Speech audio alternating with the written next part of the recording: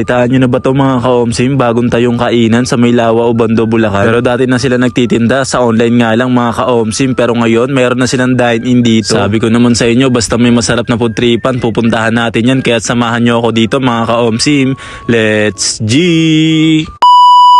Ngayong araw, meron ako nalaman. Masarap na food tripan, kaya't aking pinuntahan. Ito nga lang pala yan sa may solid na matatagpuan sa Maylawa, Obando, Bulacan. Open sila Monday to Saturday from 7 PM to 2 AM mga ka-omsim. Sakto lang yung laki ng dining nila mga ka-omsim. Sa parking naman, meron namang parkingan ng mga motor. Hindi namin pinatagal, umorder kami agad dito mga ka-omsim. Una kong tinikman dito, yung kare-kare nila mga ka-omsim. Na marami na din yung serving na pwede nang kainin ng 2 tao. Yung sauce naman ng kare-kare, masarap dahil tunay na mani yung nilagay nila dito. Habang tinitikman ko nga yung kare-kare, meron pa rin ako nakagat na mani mga ka-omsim. Ang kinaganda pa niyan, kahit nakababad na yung pork dito sa kare-kare, crispy pa rin yung balat tapos malambot na yung laman. Sunod ko nga tinikman dito mga ka-omsim, itong pork silog nila na talaga namang malasa dahil sa pampalasang nilagay nila dito, pati yung gravy talagang masarap mga ka-omsim. Sinisigurado ko kapag itong in-order mo, siguradong makakatatlong kanin ka dito. Sunod ko nga tinikman dito yung bangus sisig nila mga ka-omsim, talaga namang mabisa at talaga namang solid. Maganda yung pagkakaluto sa bangus, marami yung taba. Yung pagkakasisig nga pala neto ay talaga namang parang pork sisig na rin pero pinagkaiba lang, ito ay bangus mga ka-omsim. Pwedeng papakin, pwedeng pang ulam. At isa rin sa bestseller nila itong tapsilog mga ka-omsim na ang lasa ay manamis-namis tapos sakto lang yung alat. Yung meat naman malambot mga ka-omsim tapos ang sarap din nito, nilagyan ko ng kalamansi, talaga namang solid. Makakadami ka ng kain kapag ito din ang in-order mo. Kaya isa dapat to sa masubukan mo kapag punta mo dito mga ka-omsim. Hindi mo trip, meron sila dito grilled lempo silog mga ka-omsim, isa rin to talaga sa solid. Boss, malupit niyan, sinubukan ko to sa gravy nila, talaga namang masarap pala mga ka-omsim, subukan nyo rin to. Akala ko sa toyo kalamansi lang masarap ang grilled lempo, sa gravy din pala mga ka-omsim. Sunod kong tinikman, etong dinakdakan nila, isa rin to sa bestseller nila online pero sa dine-in ngayon mga ka-omsim, makakain mo na rin dito yan. Hindi ko alam kung mayonnaise ba yung natitikman ko pero ang sarap ng sauce neto mga ka-omsim, tapos ang lutong pa nung balat nung pork nakalagay dito. Amo pa ng malulutong na sibuyas, tapos meron siling green, ay talaga damay, pati sinaing ng kapitbahay. Tapos ito mga ka-omsim, bestseller din nila online ito, itong creamy chicken nila mga ka-omsim, talaga namang solid yan. Sa video pa lang, kita mo na kung gaano kasarap yan. Nasa 5 pieces ng cut ng chicken, sama mo pa ng masarap at creamy na sauce mga ka-omsim, talaga namang solid. Sa mga gusto umorder ng online, ito nga pala FB page nila, paki-PM na lang mga ka-omsim. Sa huli ko nga palang tinikman dito mga ka-omsim, ito nga palang bagnet mami nila, talaga namang solid din. Crispy yung bagnet, masarap din yung sabaw, tapos nakakatuwa kasi meron tong mais mga ka-omsim. Isa na namang solid na food tripan ang nalaman at na-omsiman ni ka-omsim banda sa Maylawa, Obando, Bulacan. Bali yung mga price nga pala ng kinain namin, eto nga pala yun mga ka-omsim, pakipost na lang para makita sa nyo. Mga gusto umorder online sa mga kalapit na barangay, meron silang rider mga ka-omsim, kaya pwedeng yan. Sa malayo naman, pwede nyo ipa-pick up via Lalamove. Kaya ano pang hinihintay nyo mga ka-omsim, dine in na kayo dito or take out na kayo dito sa may solid.